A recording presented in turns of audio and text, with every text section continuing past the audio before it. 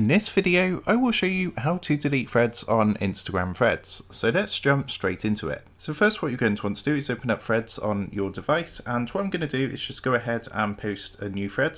So I'm just going to come down and click the post button to post this thread, and we're just going to wait for that to get confirmed.